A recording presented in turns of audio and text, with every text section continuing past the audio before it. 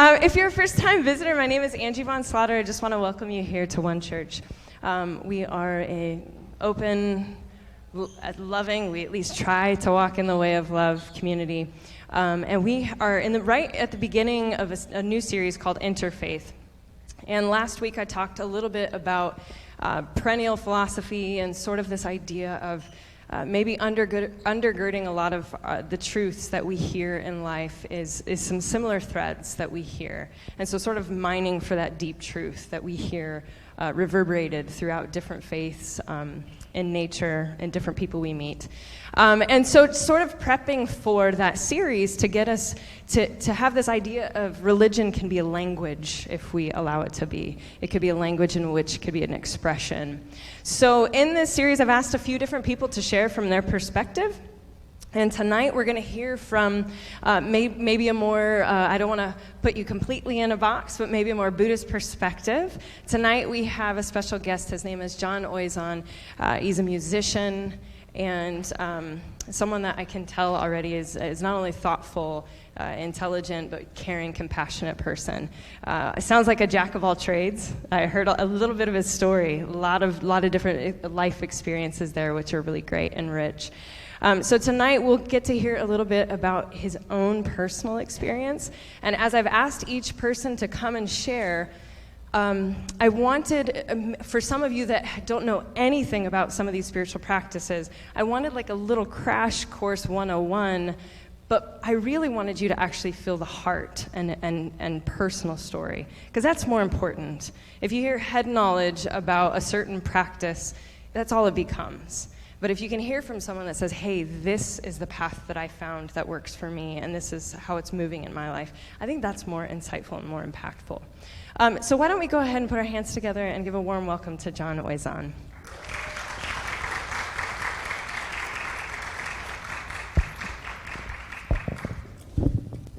Hi, everybody. Thanks for being here, and thanks for inviting me, Angie. I'm really happy and honored to be talking about myself. I love talking about myself. So, my teacher said that. It's getting a little. Yeah, stay there. Stay. All right.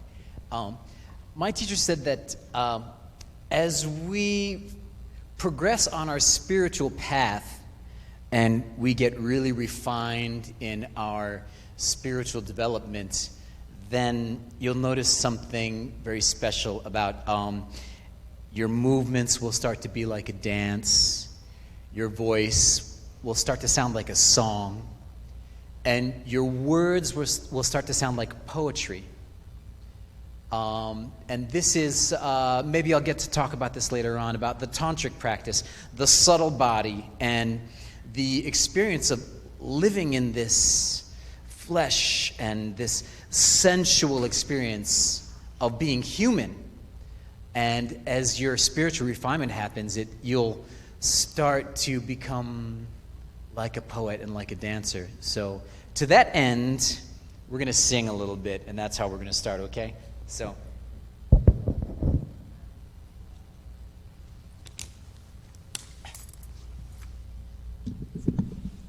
nice, thank you.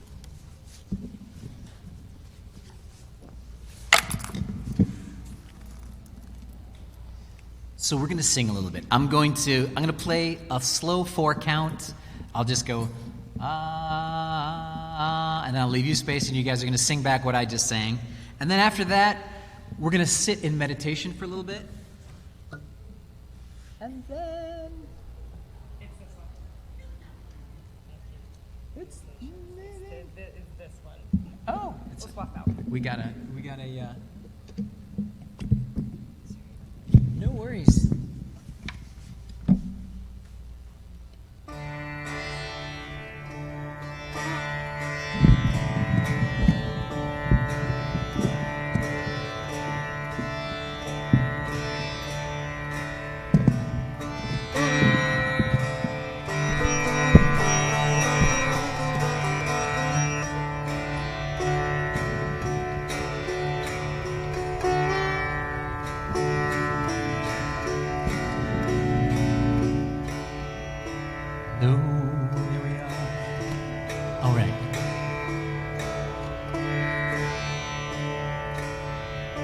don't be shy. This is not about sounding pretty. It's about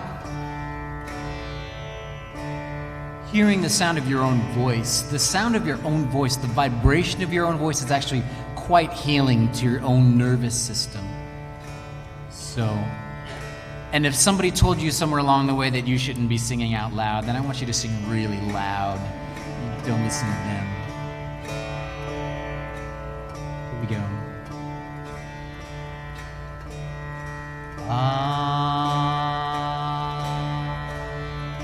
Let me sing.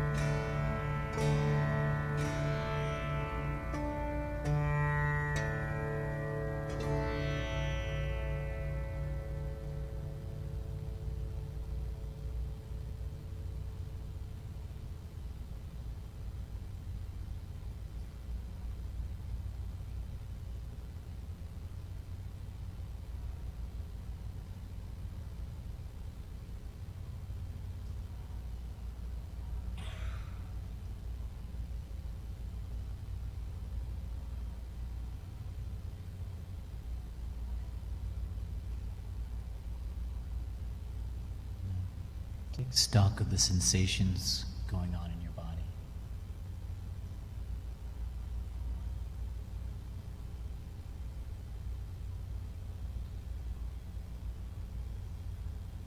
How do you feel?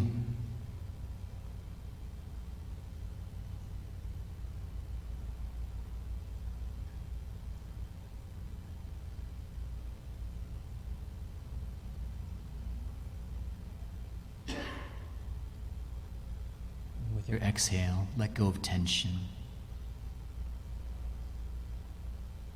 Let go of planning. Let go of judgment.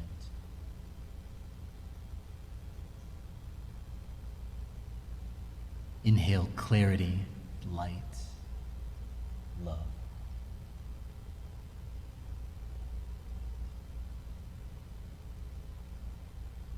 Exhale things that don't serve you.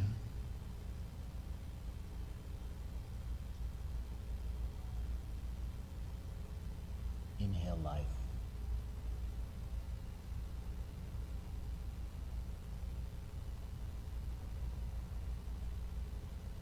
And for the next few moments, I want you to simply notice your breath.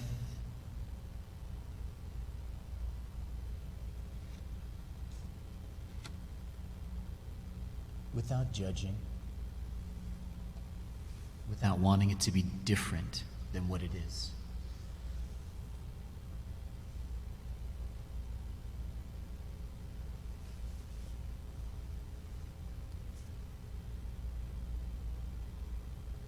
Is your breath deep or shallow?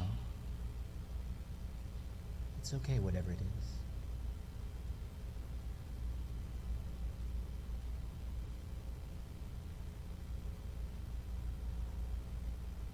Is it mainly in your left nostril or right nostril? Is it shifting?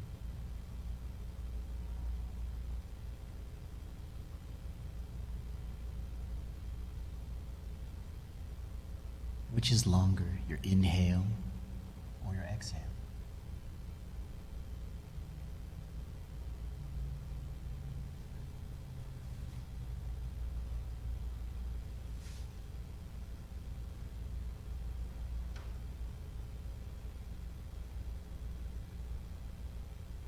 Are there any pauses in your breath?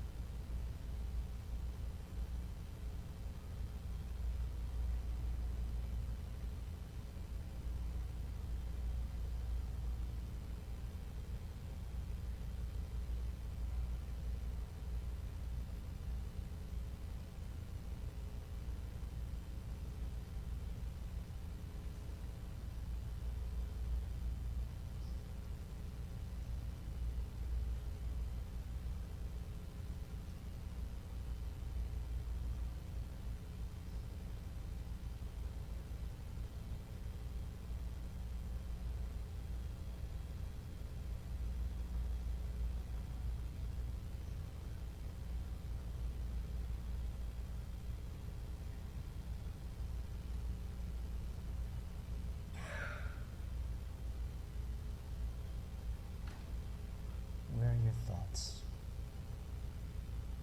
Are you still with your breath?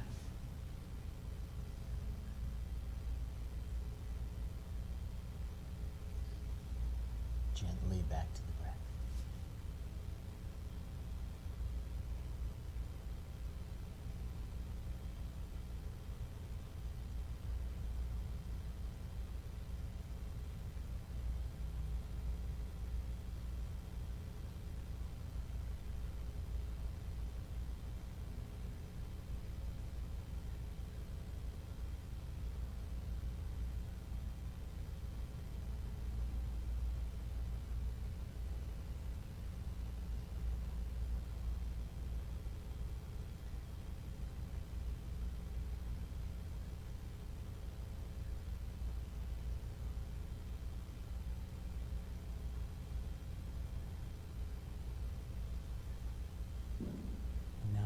Take a few deep breaths.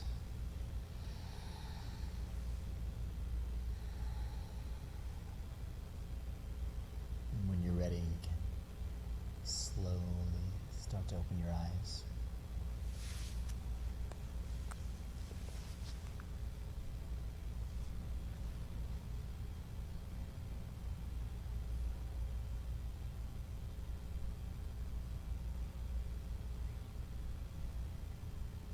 All right. How was that? It's really sweet. That could have been the whole lecture, just an hour sitting there. Thank you. Good night. Let's take a nice stretch. Side over.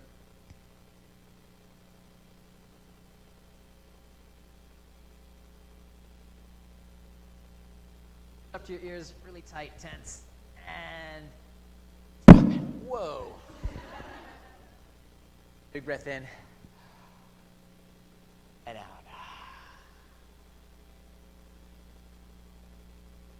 Am I okay here? I don't feel like standing. Can you see me? Oh wait, no. Some people can't see me. There. All right. So I'm going to start with a little story. There was once upon a time, a long time ago, there was a fair maiden in a village. And for some inexplicable reason, she was betrothed to a dragon. And she was really nervous about the wedding night. So she sought out the wise elder, the wise woman of the town. And the old woman said to her, she said, here's what you do. On your wedding night, put on 7 nightgowns. Okay? And then she told her what to do next. So they got married, and on the wedding night, she was really nervous, and she had her 7 nightgowns on. And she laid it down for the dragon. She said, for every nightgown I take off, you have to take off a layer too. So she took off their first nightgown. Then he took off his scales. She took off her next one. Then he took off his skin. And on he took off his muscles, his bones. And he kept tearing off layer by layer until there in the room naked was a prince with a curse that had been freed.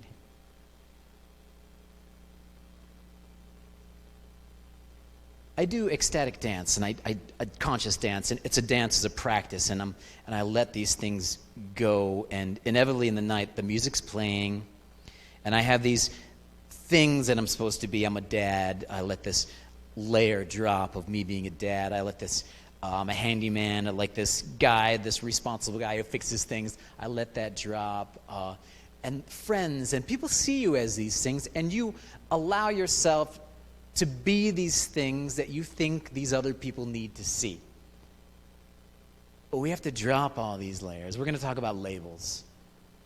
And these layers and layers until, inevitably, in the dance, if I'm lucky, I get to a point where I'm just a guy feeling things on the dance floor.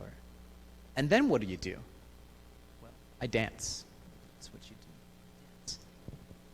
So I'm going to lay it on you. Buddhist wisdom.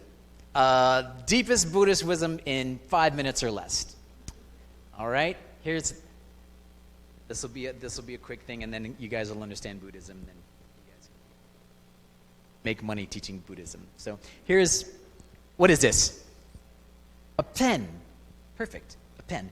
Now, does anybody have a dog here? Anybody have a puppy here? You got a puppy? What's your puppy's name? Haley? Haley. Okay, so if I were to go like, Haley, come here, Haley, what might the puppy do? It might take the pen and chew on it. So then, me being a person, I say, okay, this is a pen. But the dog, equal rights for sentient beings, will say, this thing is a chew toy. So then I ask you, is it really a pen, or is it really a chew toy? What do you think? Any answers? Both? Yes? Yes, they say. Some people say yes. it is a pen or a chew toy, then you got to think, who's asking? If I'm a human, I'm going to see a pen. If I'm a dog, I might see a chew toy. Right? So if I were to put this pen down, and all the dogs were to leave the room, and all the humans were to leave the room, then what do you think? What would it be? Any ideas? What do you think that thing is now? You like to say it's... Oh, you got an answer? What do you think? A normal object. That's good. That's a nice answer. Nice normal object. We could say this thing is available. It's available. It's not defined in any one way or another. So then you got to think, okay, so we have this label, pen. We have this object, okay? So then is the idea, pen, something that lives in here, and is it broadcasting to us this way? Is it coming this way? The penness? Or is it a label that I'm putting on it? What do you think? Show me the gesture. Is it coming this way or this way? That way. That way. Okay, good. So, we're saying that the penness of this pen is actually coming from our minds. Is that what we were agreeing on? Okay. So, this pen is a metaphor for everything you'll come across in the universe. Every phenomenon you encounter in the universe is like this. This, in a nutshell, is the Buddhist concept of emptiness. Objects are empty of existing in this solid way that is the same for all beings in all places. That's emptiness. It's empty of self-existence. Now, it's the main wisdom point of Buddhism, in Tibetan Buddhism in particular. So, how does this help us? We know that, okay, so things are available, things have labels don't live in there. Let's break it down into something that's helpful, like say your boss is yelling at you, and he's screaming at you, and you think, boy, this guy is a jerk. And then that label, jerk. And you might even go to your friends and say, isn't he a jerk? And then, yeah, and you get a quorum, and then you get everyone agreeing that guy's a jerk. And then you start to think that label jerk starts to have some solidity. And then everyone acts as if that person is a jerk, that boss is a jerk. But what about the boss's child? That boss goes home at the end of the day, having a long, hard day, and then his little girl jumps in his arms. Is that guy a jerk from his daughter's eyes? No, he's loving Papa. Or maybe that boss's mother. He's loving son. So these labels are always changing. So it's fluid. How does this help us? So when this boss is yelling at you, you can think, oh, that boss doesn't have this quality of being a jerk. It has the quality of being maybe a loving father or attentive son. So then you're opening up the world is a little more fluid. So if the world is empty of existing in some kind of solid, the world isn't happening to us. Objects aren't out there and we're walking into them. In the highest Buddhist wisdom, we're actually creating the world. We're interacting with this world. So how do we create this world? They say karma. What you put out into the world. How you act. How you think and how you speak creates results. So that's the idea of emptiness. So if things are empty, how do things really exist? It's not like there's nothing. There's not an illusion. Things do exist. You can interact with them. You can fall in love. You can buy toys. You can do things. It all works. But how do they exist? They exist interdependently. We all exist together. There's no me without you. There is no seeing. The pen is not a pen without a person to see the pen. So that's the exciting thing about emptiness. Things don't exist separate by themselves. They exist interrelatedly. And that's really exciting because that means you can change. You can change the world. You can change what you're experiencing if you know how to act and how to get what you want. Let's see, maybe it'd be easiest if I talked about the laws of karma. So that's emptiness. That's the basic idea, that it gives this world this availability. Are you getting a feeling for it? That there's like, you're walking around the world and we think the world's happening to us. We think we're victims of this world. But the world we live in is in process. It's, a buddy of mine said, I did this thing and I wasn't sure if it was the right thing to do. I'm not sure if it was the right or wrong thing to do.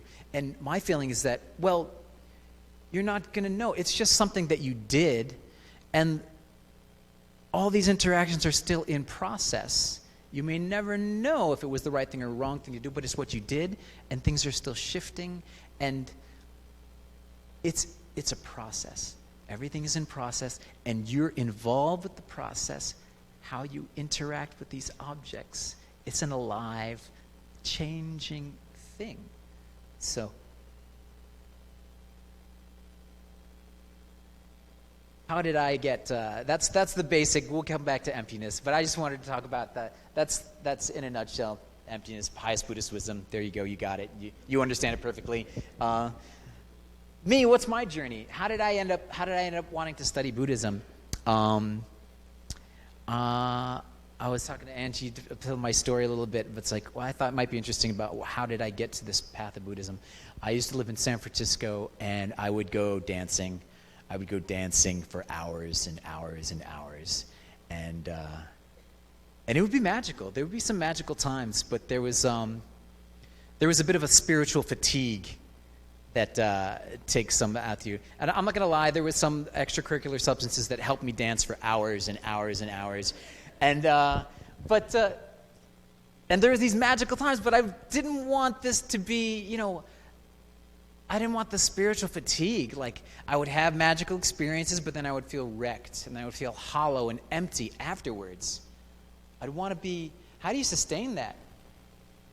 And it got me searching for something deeper, for some kind of way to access this sublime, blissful journey that is this life.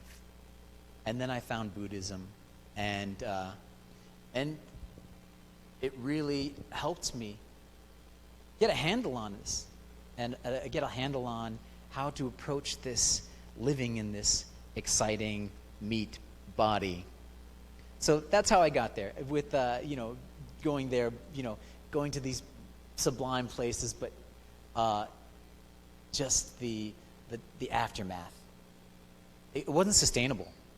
I wanted to sustain it. So what's the punchline? The punchline is bliss comes from kindness, comes from compassion. So now we're going to talk about the laws of karma. Okay, so if emptiness is what gives rise to a world that is in process, then what's the machine? Buddhism says it's karma. Four laws of karma. And if you can understand these, then you get a basic understand emptiness and the four laws of karma. Then you get a very, very rudimentary handle on Buddhism, as I understand it. First law of karma is like begets like. That means you do good things and then good things happen to you. You can't get a bad result from a good seed, and you can't get a good result from a bad seed. Definition of a good result: that which brings you happiness. Definition of a bad result: that which brings you suffering. So the first law of karma says you can't cause somebody suffering and then expect happiness in return. Like begets like. So,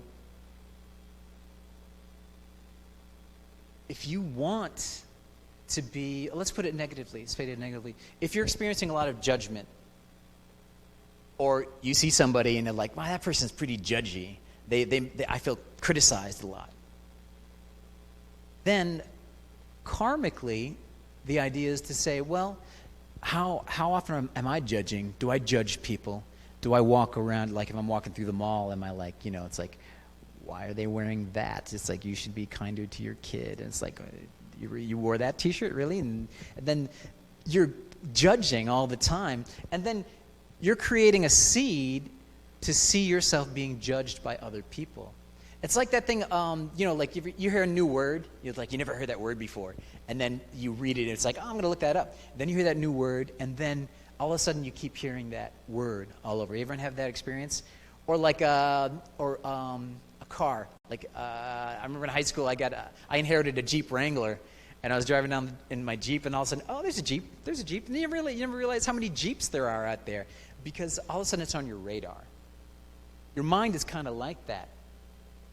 If you're judging, and you're constantly judging people, then you're going to have the feeling that people are judging you, because your mind is attracted to this way of thinking. So that's the first law of karma, like begets like. Second law of karma, the result is always bigger than the seed. Think of an acorn. Let's say a couple of grams, and you plant it in the ground, and with sunlight and water, it becomes a big tree that's tons and tons and tons. The result, massive. The seed, small. Second law of karma, the result is always bigger than the cause. So maybe that annoying person at work, you can think, wow, that person is really annoying and really judgy, and they won't shut up. Then you can think, well, am I annoying? Do I have those seeds? And you can take solace in the fact that karma grows, so maybe you're just a little annoying. You're not really annoying. So you got to think about karma grows.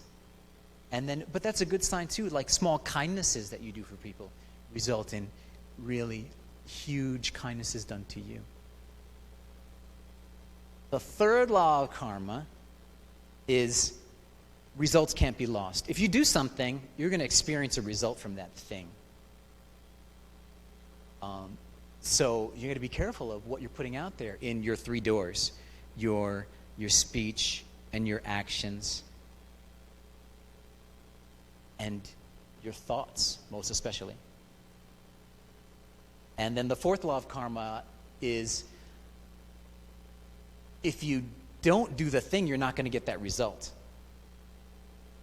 So if you're walking around thinking, well, I want abundance in my life. I want stuff. I want money to be flowing. I want things to be coming to me. Then you think, well, how generous are you? How much are you giving? And you can give things like, if you don't have money to give, you can give time, you can give attention, you can give affection. So that's the fourth law of karma. So if you want to keep getting what you're getting, keep doing what you're doing. If you want to shift your world, then this karma and I want to say also that karma is not a truth, capital T, truth, because we just talked about emptiness. Nothing exists in the same way for all things. There's no capital T's in this truth because it's simply a way of thinking, a way of a guideline to create happiness in your world. And I'm not saying that Buddhism is the way, because I don't think there is a way. One of my first teachers told me, if you're washing dishes, if that's your practice, you wash dishes, and you're doing it right, with an open heart, and with the right mindset, then washing those dishes can get you to enlightenment. It's not about the path. Any valid path will get you there. Somebody said a quote on the Facebook. it's about not, if you're just simply going with what moves you or following your bliss, following your heart, it may not be a true deep practice, because I'm kind of wary of, what do we call it, spiritual buffet. A spiritual buffet. You're like, oh, we meet these people, and it's cool, and I'm totally open to checking out other ideas. Like a little egg roll here, you can have a samosa here, and you can try out all these spiritual practices, and it's cool to take them on. What's the problem? The problem I see is that, okay, you're going to stay here and there's a samosa, some pakari, some mango chutney, and you're taking on this little spiritual idea, and you're going with it, and you're going with it. But then sooner or later, you might get to something that's very uncomfortable. Something uncomfortable at you. It's like, oh, wow, ooh, is that me? And then you think, well, then someone might be, it's like, okay, I'm going to try something else now. You know what I'm talking about? That's like you hop from one tradition to the other tradition, and then as soon as you get something uncomfortable, but you got to understand that sometimes that uncomfortableness is in you, and you got to keep going with it. I'll tell you the story of the mice. I like stories. There's two mice. They put the mouse 1 here and mouse 2 here, and they put them in a box. 2 boxes the same. Each wall has a different thickness. And then this first mouse starts to nibble on one wall. It's like, I want to get out of here, I want to get out of here. Gives up on this one wall. It's like, no, there's got to be a better wall. Nibbles on the second wall. And just gives up. Goes to the third wall. Goes going around and around, always looking for the thinnest wall. What's the second mouse do? The second mouse is here, just picks a wall and starts gnawing at it and gnawing at it and gnawing at it and gnawing at it. Next thing you know, that second mouse is through the wall.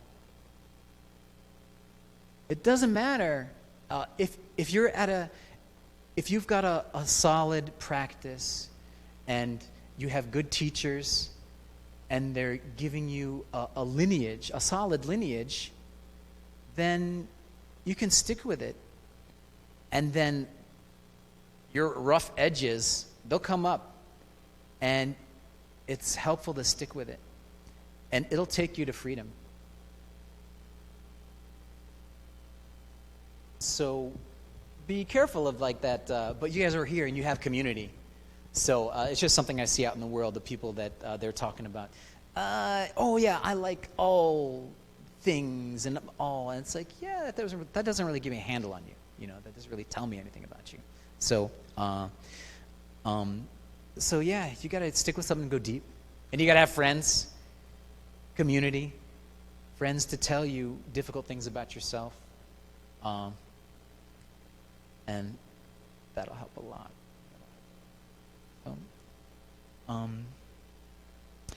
At this point, I wanted to, those are some basic ideas, a little bit about me, but I wanted to, does anybody have any questions about Buddhism? So this is Buddhism 101, there's a lot of preconceived notions about, oh, Buddhism is this, oh, it's compassion, it's you don't attach to anything, and or you sit in meditation and you think about nothing. That's, there are a lot of misconceptions about Buddhism. Anyone have any questions about, what do they want to know, or about me, about how I've applied it in my practice, or, I want to know what you guys want to know, I'm totally open to questions. Anything you might have? Yeah.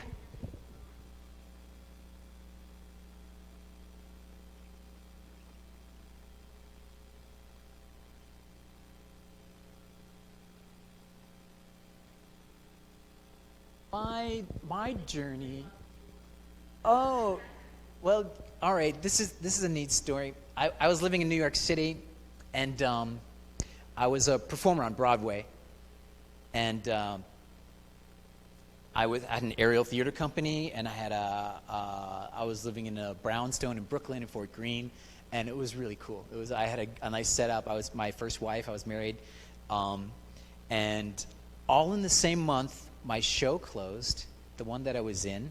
The rehearsal space that I had, they were selling it, so I got kicked out. And the apartment I was living in, the brownstone, they were selling it. So all those things, like potentially disastrous, right? Like bad thing. But emptiness, the label, is it a good thing? Is it a bad thing? It's like, no, it's just what's happening, and I can define this experience, and I chose to see it as freedom, and I was stoked. So I picked up out of there, and I moved to Bowie, Arizona. Bowie, anybody here of Bowie, Arizona? Not unless you make meth in a trailer, you probably don't know much about. There's some other references that I'm not going to talk about. It's like editing. I see kids in the room. Edit. So I moved to Bowie, Arizona, and out in the foothills outside of Bowie, Arizona, there's a Buddhist university. And then I moved there to help build that university, and this was kind of and that's where I just went whole hog into the Buddhism, and I studied Tantra there, and I studied Buddhism, karma, and emptiness, and I helped build their retreat valley. And my wife actually went into a 3-year retreat. She disappeared off the planet, no contact, no cell, no internet, no talking for 3 years. And I helped serve that retreat, and it was amazing. So that was my living there on the land and just like getting it all in there. And it was cool getting all this information. And it was cool. So, yeah, was that a little bit about what you wanted to know? Like, did I go in there? Yeah. Oh, I have another story. This is, I don't know if it applies or not. This is part of my failings. This is interesting. I was telling Angie, this is interesting. Like, when I started, I used to do Buddhist lectures, and I was like, oh, how does a Buddhist teacher act? And like, I have answers. I know what I'm talking about. And then people were like, oh, that's interesting. But then I started talking about my failures. And then people were like, oh, tell me about those. So my first wife, at the time, she wanted to go on this 3-year retreat, and we split up. She wanted to go in with somebody else. Heartbreaking, right? Like, oh, that was supposed to be me, and like, and like the love of my life, I thought I was like, I'm only going to get married once, and then it didn't work out that way, and it was really hard. But then I thought, well, what's a Buddhist do? A Buddhist is compassionate, understanding, give. Yeah, you take, all right, I wish you both well. I hope you're happy. I'll build your cabin. I'll send you food. I'll give you money. Whatever you want. And that was what the Buddhist, the kind person should do, right? And I remember I left, and then I had to get a job somewhere, so then I ended up going to Prescott, building a house out in the middle. I was living in a trailer. There was no electricity, no plumbing, no water, no nothing. It was great. And I was building stuff. And I remember doing yoga in my little trailer, and I was sitting here doing a twist, and then something just welled up out of me, and I just started bawling. I was crying. And you know what else? I was angry. I was betrayed, and I was livid. I had buried my feelings in this discourse, this Buddhist discourse. This is the right thing to do. This is what you're supposed to say. But it wasn't real. In my heart, it was breaking. I was mad. But I didn't let myself feel it. I totally denied, and I'm still learning that lesson to feel. The other day I messed up this guy's floor, and it was like months and months of stress, and it's like, okay, feel it. Feel what it feels, this shame and this embarrassment. Because I could feel myself, I want to read. Oh, I want to play on my phone. I want to watch Netflix. But I had to stay with those feelings of discomfort. Just like that time when I was doing my twist in my trailer. It's like, yeah, I was angry. I felt betrayed, and I was upset. And I didn't let myself feel that for months. So I just wanted to share that feeling with you, because I think it's really important to feel your feelings and to not get lost in this spiritual discourse. That's a bit of a spiritual bypass. Because if you're not feeling your feelings and not working through what needs to be worked through, It's just another way of you using a spiritual path as denial. Because you got to feel those feelings. It's gonna get uncomfortable. If you're doing it right, things will get uncomfortable. Yeah. So. Yeah. Yeah. Yeah.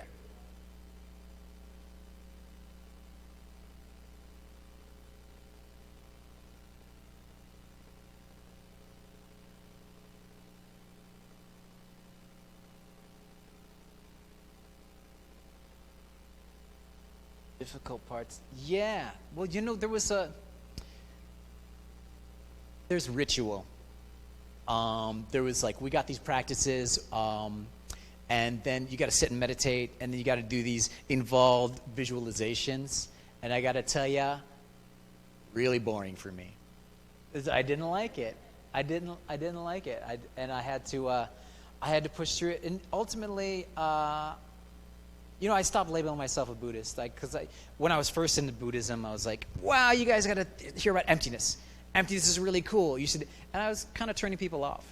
And then also having this like feeling of like walking into a place that's like, oh, I've got a solid practice, and I know it's like, yeah, I don't need to hear about you and your practice because I have a practice that's solid. And it turns people off, and I've stopped labeling myself as a Buddhist.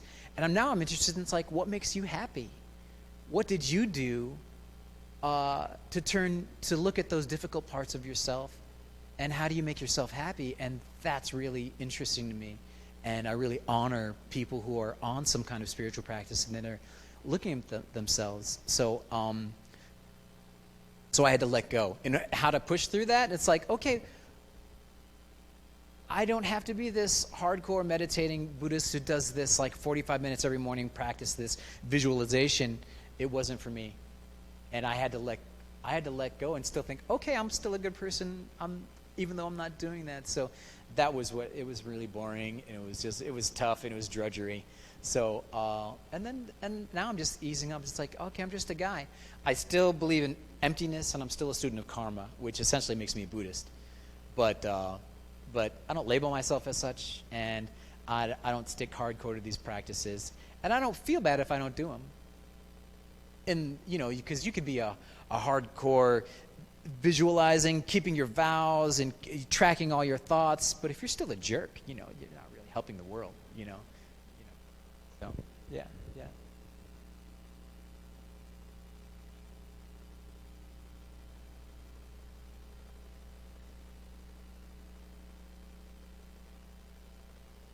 What's the difference? Yeah.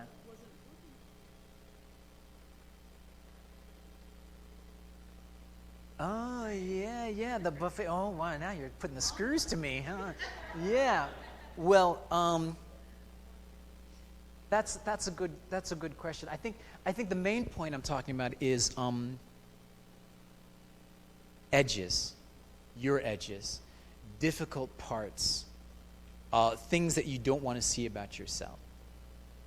So when you get into spiritual partnership as a practice, a very powerful practice, and that's what I really took on to be at its heart. And then you're committed to this being. My second, my daughter's mother, we're still super attached. I mean, we're raising a child together, and there's no way. We're beautifully karmically attached to each other. And I'm never going to run away from that. And that's my practice. Because she and our experience brings up difficult things in myself, about my own selfishness and my own, I've always been like not rooted in this plane, so ready to take off, ready to sit in meditation, and like if the angels called me to beam across the universe and leave this plane, I was ready to go, so ready to go, not attached to this plane at all. But now I've got a daughter, and I'm like, oh, I'm here, and I'm looking around. It's like, this is my community, this is my people, and I'm here. So and then I'm raising a human being with somebody, and then I can't just check out, and difficult things happen. I can't just run away. So that's where I'm like, that's me in halfway through the wall with this relationship that there's no way I'm ever going to give up on it, and I'm sticking with it. So, and these edges and difficult things about myself, I have to address, and I have to look at for the benefit of my daughter. You see the difference? You see where I'm getting at? Yeah. I guess I'm just talking about in the spiritual buffet. It's like to walk away when things get difficult. Because there's got to be that time, because that's when it gets interesting, when the things get difficult. What's going to keep you in it? And also you've got to go deep enough into a spiritual practice to get the whole gestalt of where it's going and how it's going to pull you out. So sometimes you can't get a whole feeling about how something's going to help you until you get the whole overview of where it's at, which is there's a danger of with the spiritual buffet style. So hopefully that helps. Yeah.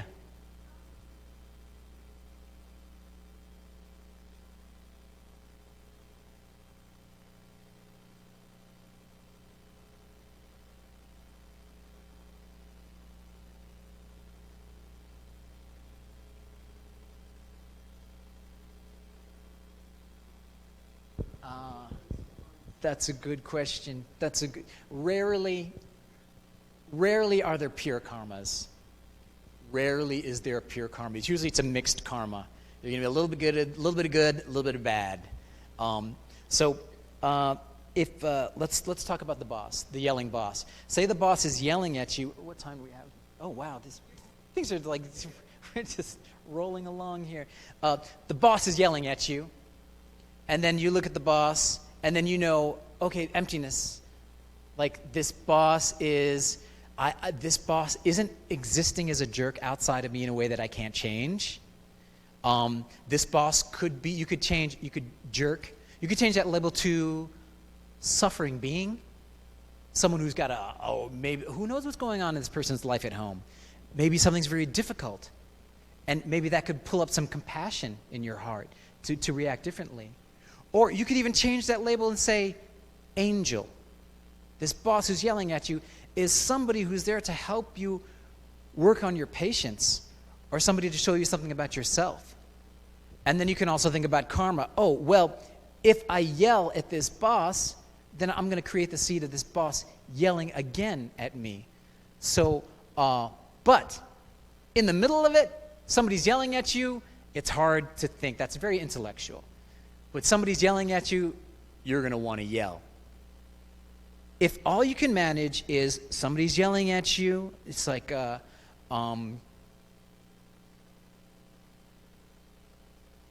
all you can do is take a breath and not yell back for 3 seconds, then you've got to rejoice in those 3 seconds. And that's where you're going to yell back. And you're still going to create bad karma, but you're going to create a good karma of having withheld for 3 seconds. And then the next time that happens, maybe you'll be able to hold it for 8 seconds. And then in that way, that's your practice right there. Those 3 seconds are your practice. And then from there, you put the monkey wrench in and you pry that open.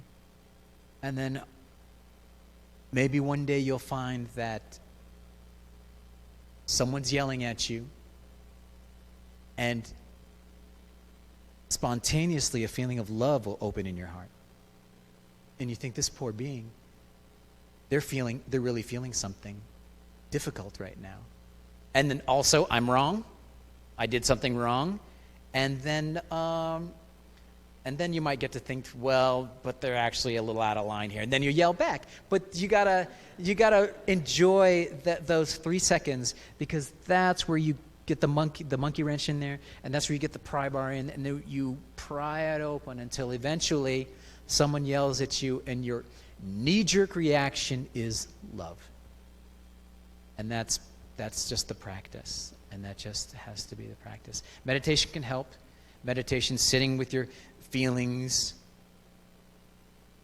noticing your breath, not being reactive, finding a place of stillness, and then thoughtfully thinking, how do I react to this in a way that's going to increase the amount of love and kindness in the world? And you're going to fail all the time, and that's good, because that means you're trying. You're going to fail all the time. I'm failing all the time. I fail every day. But I don't give up. Yeah. Yeah.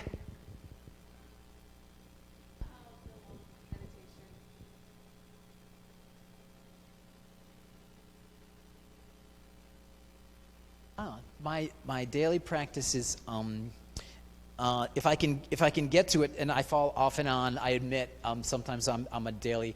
When things are going right, my daily practice is I'll get up, and then I'll brush my teeth, drink some water, and I'll get on my meditation cushion for 15 minutes, and then I'll simply just feel my feelings, settle my breath, and just notice what's going on with my body. And it'll make all the difference. Like if I'm painting that day, I did an experiment. I went and I painted. I was repainting somebody's house, and at the end of the day, I was like super tired, and I was just like falling apart. The next day, I went back and painted, but I did my meditation practice, and I just focused on, how do I feel right now? Do I need to breathe? Am I holding my breath? Do I have tension in my lower back? Am I clenching my jaw? Staying with those feelings. And then I went and then I did that feeling, and then I was painting. And then as I was painting, I was like, oh, my back hurts. I'm going to stand up and stretch. I would paint some more. I'm thirsty. I'm going to stop and take a drink of water. It's like, oh, I'm not breathing. I'm going to stop and breathe. The end of that day, I felt great. So when I got it together, my daily practice is just to sit just for a few minutes. And consistency, if you're trying to jumpstart a meditation practice, then consistency is more important than duration. If you're doing 45 minutes every 3 days, I would rather you do 10 minutes every day. Because it gets to be like flossing your teeth. Yeah, I used to hate flossing my teeth, but now I don't feel right at the end of the night if I don't floss my teeth. Meditation will be like that. It's like you don't feel right unless you get your, if it's just 5 minutes, then just do 5 minutes. But if you do it every day, you're going to make a shift in your mind. You're going to make a shift in how you interact with the world. Yes, sir.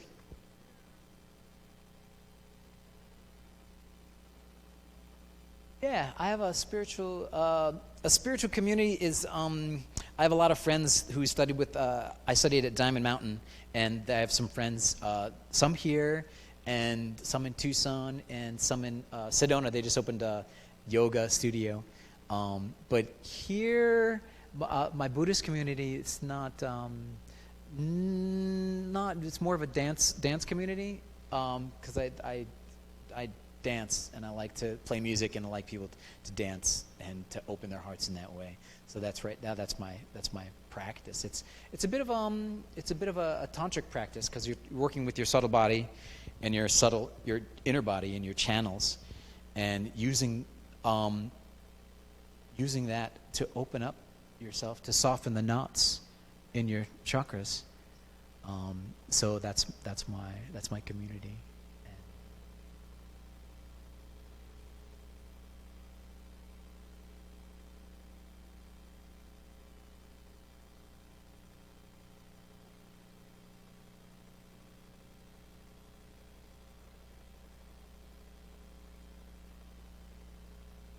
Yeah.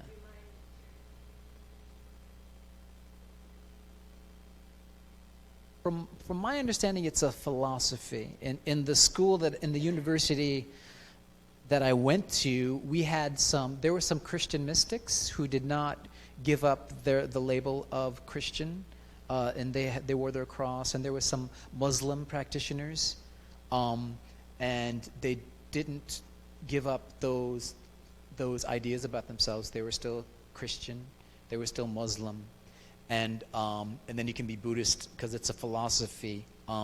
There's no specific. Buddha wasn't a god per se. So it can work this way of philosophy. You can still study the Quran or the Bible and still understand emptiness and still understand the laws of karma, and there's no it works together. So yeah, philosophy in my estimation. Any other questions before I'm going to play a little music for you before I okay. All right.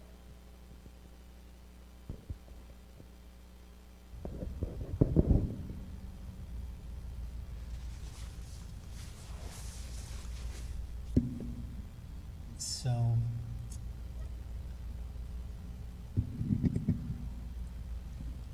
I'm going to play the sitar, and I want you to find a comfortable seated spot and just notice your body and notice your breath. And be easy with yourself and just let your mind go where it needs to go, and everything will be groovy.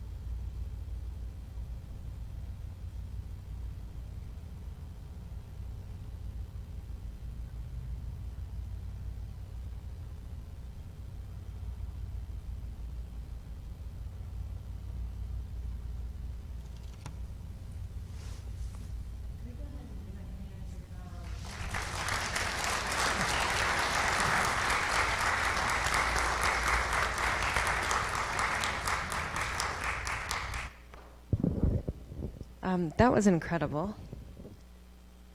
So did anyone in hearing this hear from a different perspective, a different path, hear a little bit of their own journey in this at all?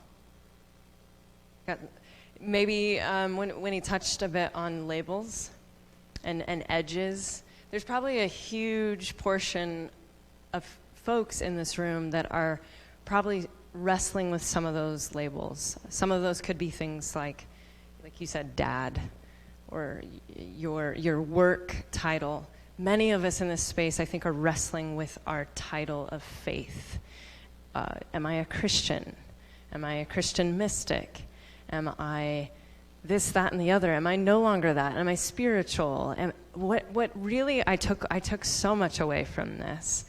So thank you for that. Thank you for sharing that.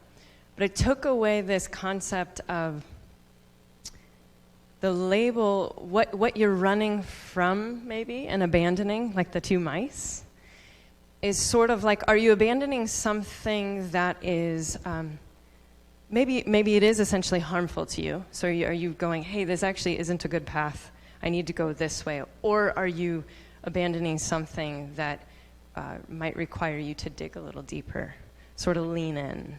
And so discovering that truth for you, what is that truth? And I deeply resonated, we talked about this beforehand, I deeply resonated with this idea of almost a non-label.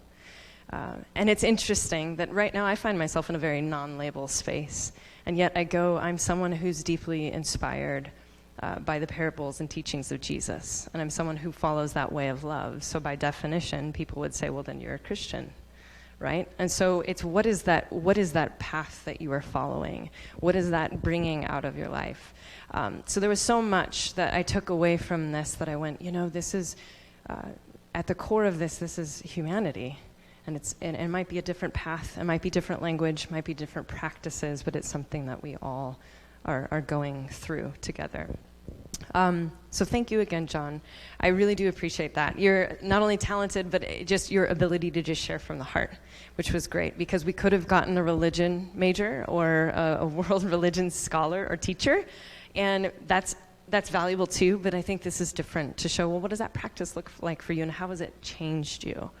So next week, we're going to be having a woman named Azra Hussein come and speak, and she is going to teach on Islam and her perspective as a Muslim woman. And that'll be a fantastic experience and perspective. The week after that, we've been having trouble landing someone who is of the Jewish faith because we meet on a Saturday. If you know anything about Judaism, this is their Sabbath. So it's really difficult. If you happen to know anyone that's willing to break their Sabbath laws, although that sounds terrible to ask them to do so, let me know. That might be someone that might be not practicing Orthodox Judaism. Otherwise, we may have to fill that slot with something else, or I might talk a little bit about mysticism. And then the week, the 1st September, that's for sure. Should I announce that? Yes? September 7th, we have, remind me his name, Yoa, who is going to be speaking on Taoism. So that'll be really insightful as well. And then we have a couple other folks lined up just trying to iron out their dates. One might be Native American or indigenous spirituality, and another one is Hinduism.